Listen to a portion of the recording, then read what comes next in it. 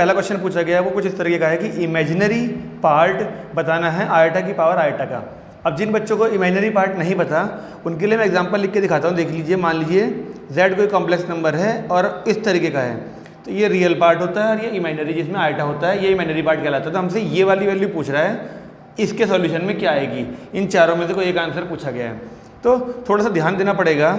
अगर मैं z मान लूँ उसको, आयटा की पावर आयटा को, तो जब तक ये आयटा जो पावर में है ये ज़मीन पे नहीं आएगा तब तक हम रियल और इमेजिनरी पार्ट नहीं बता सकते इसके।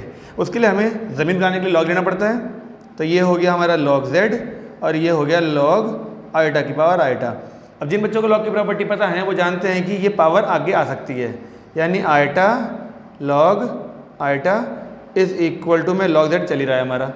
अब जब तक ये लॉग है यहाँ पर तब तक हम यहाँ पे रियल और इमेजिनरी पार्ट नहीं कर सकते। देखिए इनमें कहीं पे भी लॉग नहीं है। उसके लिए हमें इसको हटाने की थोड़ी मेहनत करनी पड़ेगी। कुछ प्रॉपर्टीज लॉग की आएंगी तो ये बच्चों को नहीं पता, वो पहले सीख लीजिए उन प्रॉपर्टीज़ को, क्योंकि JEE के क्वेश्चन हैं, एक एक क्वेश्चन के अंदर मल्टीपल टॉपिक्स कवर हो रहे होते हैं। तो देखिए ये आयटा ऐसे कैसा। अब अगर मैं इस लॉग को ऐसे छोड़ के आपको बोलूँ कि इसको 0 प्लस आयटा लिख लीजिए, और देखिए अगर मैं आपसे कहूँ ट्रिग्नोमेट्री इन्वॉल्व करिए इसके अंदर, तो 0 और यहाँ पे 1 होगा।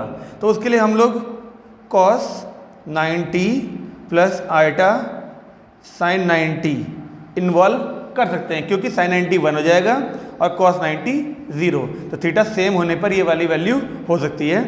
अब देखिए एक अच्छी बात आ रही है सामने कि ये जो हिस्सा होता है cos theta plus eta sine theta, इसका मामला हमें जानते हैं e की पावर आयटा थीटा, थीटा जो कि हमारा है π/2। e की पावर आयटा थीटा की जो वैल्यू होती है वो cos theta plus eta sine theta होती है। ओके, तो अब देखिए, अब अगर मैं फिर से लॉग की प्रॉपर्टी से इसको आगे लाने की कोशिश करूँ तो ये log e है और ये आयटा का π/2, ये पूरा आगे आ सकता है यहाँ पर। तो एक आयटा पहले से था तो आयटा का स्क्वायर हो गया और π/2, साथ में बचा है हमारे log e, और इसके बेस में भी कुछ ना होने का मतलब e होगा। और ये लॉग की प्रॉपर्टी है कि log e और ये e दोनों सेम होते हैं तो ये वैल्यू पूरी 1 बन जाती है। तो यहाँ पर हमारा चल रहा है log z, यहाँ बचा है आयटा स्क्वायर और साथ में π/2। अब देखिए इसको सिंप्लीफाई करते करते हम यहाँ तक पहुँच गए हैं। अभी भी हम तब तक इमेजिनरी पार्ट नहीं ढूंढ सकते जब तक हमारा ये लॉग चल रहा है। तो क्यों ना एक काम करें, यहाँ पर भी लॉग के बेस में e होगा। तो एक और प्रॉपर्टी है लॉग की कि इस e की पावर में ये पूरी वैल्यू आ जाती है, आयटा का स्क्वायर π/2। तो आयटा का स्क्वायर -1 होता है, तो z की वैल्यू जो है बस वो e की पावर में माइनस के π/2 बची है।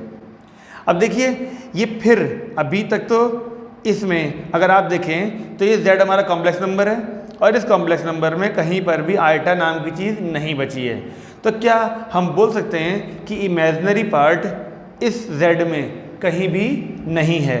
तो आंसर हुआ इसका इमेजिनरी पार्ट इज़ 0, यानी कि ए वाले पे हम टिक लगा सकते हैं। इस प्रॉपर्टी का और लॉग की प्रॉपर्टीज का ध्यान रखेंगे तो ही ये क्वेश्चन हो पाएंगे। अगली वीडियो में फिर मिलेंगे ऐसे ही क्वेश्चन के साथ। Thank you.